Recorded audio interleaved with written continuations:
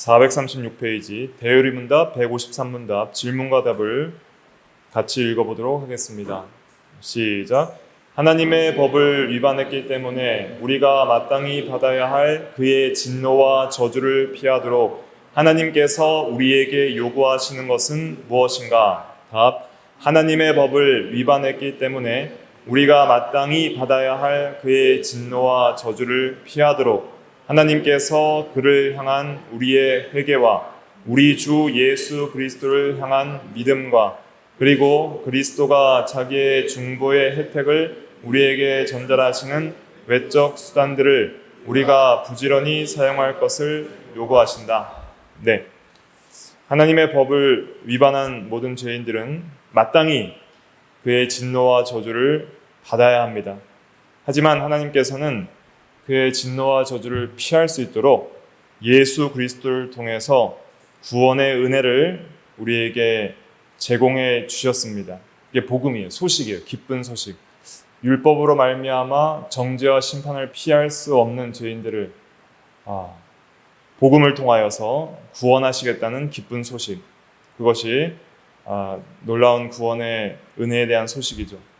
그런데 우리가 그 진노를 피하기 위해서는 마땅히 우리에게 요구하시는 것이 있고 해야 할 것이 있는데 그것은 회개하고 믿는 거예요.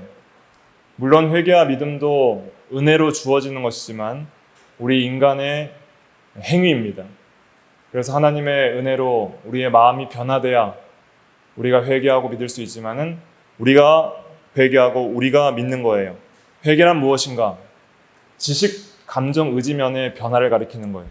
지식적으로 죄를 깨닫는 것, 그 다음에 감정적으로 죄를 혐오하고 미워하는 것, 그리고 의지적으로 그것이 너무 싫어서 돌이켜서 방향을 전환해서 이제 하나님께로 향하는 것.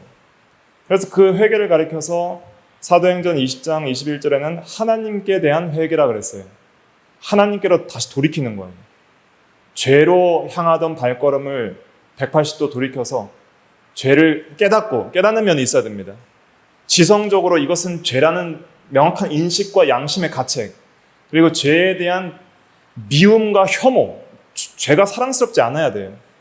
그 다음에 죄로부터 돌이켜서 하나님께로 향하는 방향의 전환과 믿음의 걸음, 이것까지가 회개예요. 그럼 그 회개는 누가 주시는 거예요? 하나님이 주시는 거예요. 회개함을 주사 그랬어요. 그러니까 하나님께서 은혜로 주시는데 마음을 변화시켜 주시는 거예요. 그때 우리가 자원하여 회개하는 거예요. 그 참된 회개가 우리에게 있어야 됩니다. 그래서 하나님 잘못했습니다. 용서해 주세요. 이렇게 죄를 고백하는 것만이 회개가 다가 아니에요. 여러분들이 그냥 죄 짓고 또 잘못했습니다. 용서해 주세요. 그러면은 용서받고 끝. 또 회개하고 죄 짓고 회개하고 용서받고 죄 짓고 회개하고 용서받고 그것은 참된 회개가 아니에요. 회개에 합당한 열매를 맺으라 그랬어요. 회개라는 것은 죄를 끊고 미워하고 돌이켜서 죄에서 떠나는 거룩한 삶에서 나타나는 거예요. 그런 열매가 우리에게 있어야 되고 그것을 요구하시는 것이죠. 그 다음에 예수 그리스도를 향한 믿음이라 그랬어요. 믿음도 지식, 감정, 의지면이 있어요. 지식적으로 그리스도께서 우리를 위하여 행하신 구원의 은혜가 무엇인지 정확하게 깨닫고 십자가와 부활의 의미가 무엇인지 정확하게 이해하고 왜 그렇게 죽으셔야만 했는지를 정확하게 이해하는 거예요.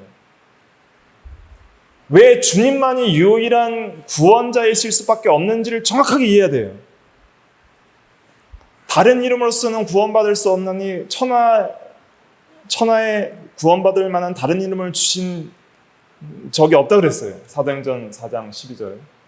왜 주님만이 유일한 구세주인지, 참 사람과 참 하나님으로서 영원한 진노의 형벌을 대신받고 우리를 위하여 순종의 의를 이루시고 생명을 주시는 주 예수 그리스도만이 우리의 참된 구속자가 되실 수밖에 없다는 것을 성경의 진리를 통해서 지성적으로 논리적으로 하나님의 감동으로 정확하게 깨달아요. 정확하게. 그냥 두리뭉실하게 그냥 예수 믿으면 천국 간단다. 그것은 물론 그렇게 해도 하나님 은혜 주시면은 믿을 수 있지만 정확하게 깨달을수록 믿음이 자라나는 거예요. 그리고 그 진리를 내가 동의하고 사랑하는 데까지 나가야 돼요. 그 진리를 귀하게 여겨야 돼요. 근데 이것만이 생명이다. 가장 가치 있는 보화와 진주처럼 여기고 그 복음을 가장 기쁜 소식으로 내 마음에 붙들고 그리고 그 복음을 위하여서 이제는 의지적으로 결단하고 선택하고 그 예수 그리스도를 나의 구주로 영접하고 받아들이고 나의 주로, 나의 구주로 삼는 거예요. 그냥 주님은 주님이고 나는 나로 상관없이 사는 게 아니라 믿음은 이제 주님이 나의 왕이시오, 주이시오, 주인이시오, 나의 생명이시오, 나의 힘이시오, 나의 구원이시오, 나의 모든 것임을 믿고 주님을 나의 모든 것으로 삼고 주님의 통치 앞에 무릎 꿇고 복종하고 주님께 헌신된 삶을 살아가는 거예요. 그게 믿음이지. 예수 믿고 구원받는다고 해서 그냥 내 마음대로 사는 것은 믿음이 아닙니다. 그건 그냥 기복주의 신앙이에요. 내가 좋아하는 하나님을 만들어서 섬기는 우상숭배예요. 성경이 계시한 하나님이 누구시고 성경이 계시한 그리스도가 누구신지를 정확하게 이해하고 그것을 사랑하고 의지적 결단, 헌신, 방향의 전환, 믿음의 여정 그것이 있어야 돼요. 그냥 아무런 감동도 없이 아무런 깨달음도 없이 그냥 미지근한 신앙생활을 하는 것은 그건 참된 회개와 믿음이 아니죠. 하나님께서 요구하시는 것은 온전함과 열정이에요. 열정. 뜨겁든지 차갑든지 하라. 열심을 품고 주를 섬기라. 그러한 마음이 있어야 됩니다. 우리가 매일 회개해야 돼요. 주여 나의 이 불완전함과 죄악됨을 용서하시고 예수 그리스도에 대한 온전한 믿음을 우리에게 허락하여 주시옵소서.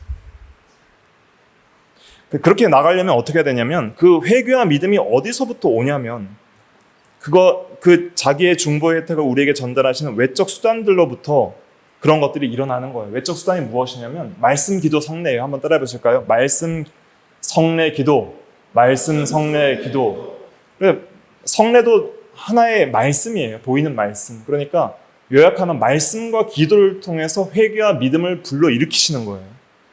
그러니까 우리가 말씀을 읽고 듣지 않으면 절대 회개와 믿음이 일어나지 않고 기도하지 않으면 회개와 믿음이 일어나지 않아요. 말씀을 듣고 깨달을 때에 회개와 믿음이 일어나고 그 회개와 믿음이 일어나는 증거는 기도로 나타나요. 기도로. 회개 기도, 믿음의 기도로 나타나는 거예요. 주여 믿습니다. 기도하고 주여 회개합니다. 용서해 주시옵소서. 기도하고 말씀이 나의 지성을 찌르고 감정을 감화시키고 의지의 변화를 일으킬 때 그때 변화하여 새롭게 되어서 기도가 나오는 거예요.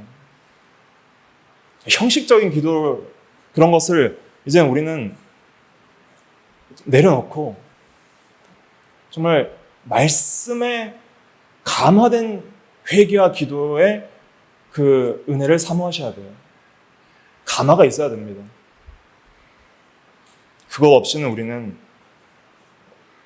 참된 회개와 믿음을 통해 죄를 떠나 의롭게 살아갈 수가 없는 것이죠.